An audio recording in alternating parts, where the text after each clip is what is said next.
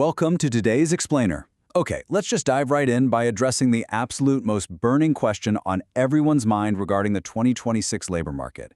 I mean, it's the question that comes up at almost every dinner party, in board meetings, and in the comment sections of pretty much every single article published on technology today. Right?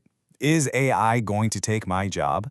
It is so easy to fall into this frightening binary of human versus machine, employed versus unemployed. As humans, we naturally gravitate toward binaries because they're incredibly easy to understand, and frankly, they are quite terrifying to contemplate when we're talking about our livelihoods. But the honest answer? Probably not. It's reassuring for sure, but the messy reality is that AI isn't replacing workers so much as reshaping exactly what the word work means. The danger we're facing isn't some sudden apocalyptic wave of mass unemployment. The actual danger is that we fail to manage this transition properly, leaving millions of people holding on to skills that were highly valuable yesterday but are going to be completely irrelevant tomorrow.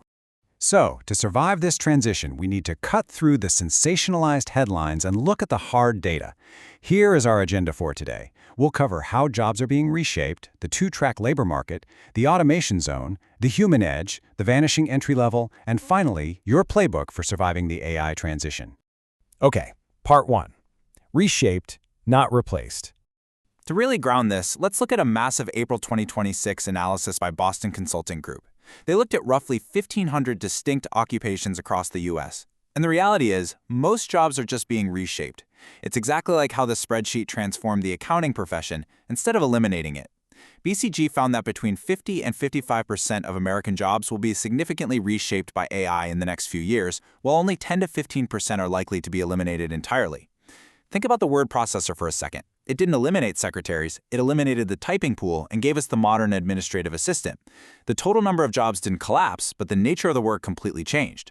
The discomfort, of course, is that the transition is where the pain lives. You just have to keep up.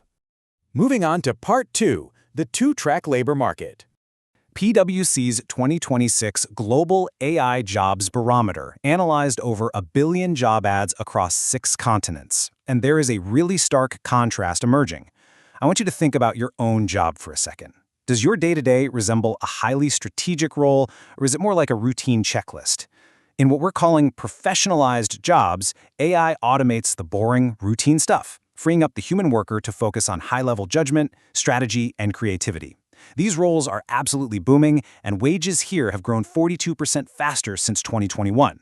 But on the flip side, we have democratized jobs.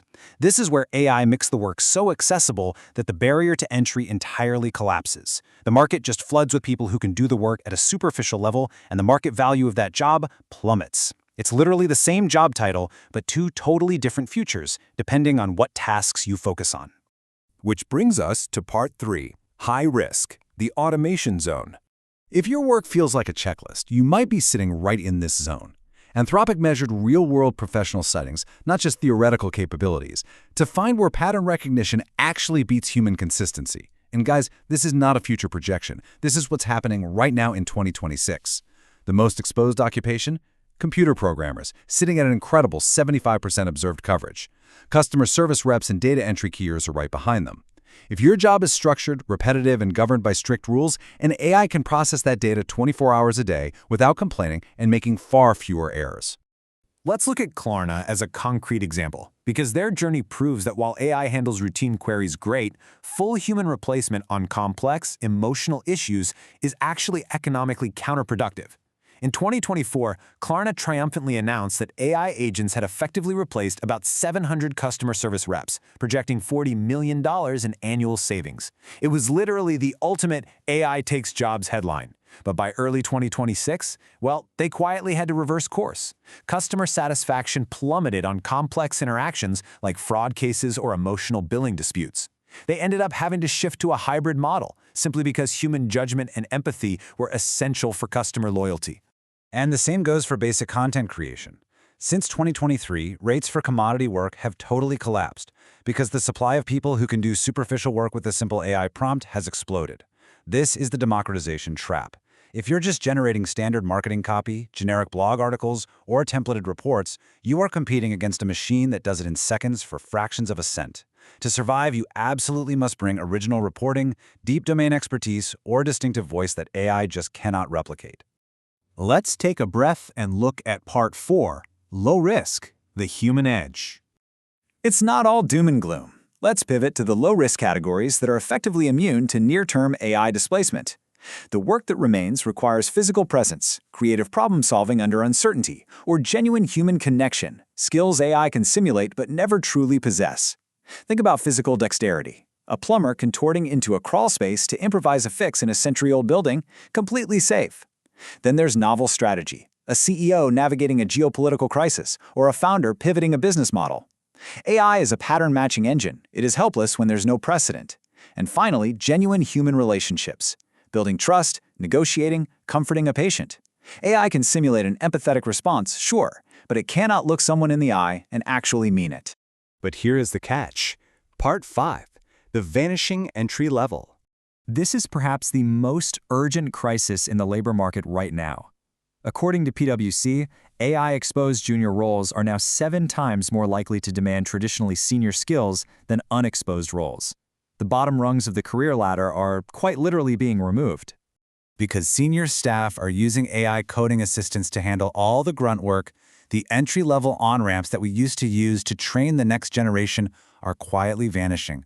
Writing boilerplate code, debugging simple errors, basic syntax lookups, that used to be the training ground for juniors. Now, AI handles it. 70% of hiring managers genuinely believe AI can do the work of interns, and we have seen a massive 30% drop in tech internship postings since 2023 alone. Just listen to this staggering data point. It makes the pipeline crisis so visceral. The jobs exist, but employers are expecting new hires to perform at a level that previously required years of experience. A 2023 computer science graduate applied to over 5,700 tech jobs without getting a single full-time offer. No way, right? But this is incredibly dangerous because it's largely invisible. A company laying off 500 people, that makes the news. A company simply refusing to hire entry-level workers, that produces no headlines, but it creates a lost generation of young professionals who just can't get their foot in the door. Okay, finally, Part 6, Surviving the AI Transition. So what does this all mean for you? And how can you survive and thrive in this? Here is your playbook. First, move up the value chain. If your job can be described in a checklist, get out of the danger zone by developing judgment and domain expertise above that checklist. Second, you have to work with AI. The successful professionals today don't refuse AI, and they don't blindly trust it either. They use it as a powerful tool and apply their own human judgment to override it when necessary. And third, invest in compounding skills. Technical skills have a really short half-life now, but clear communication, ethical judgment, and relationship building, those will compound over your entire career. Because ultimately, the future of work isn't humans versus machines. It's a test of our collective wisdom to ensure this transition doesn't just reward the already advantaged. It's about making sure we don't abandon those who need an on-ramp into the workforce. As we reshape the very nature of work itself, the real question isn't what AI can do, but what kind of society we are going to build with it.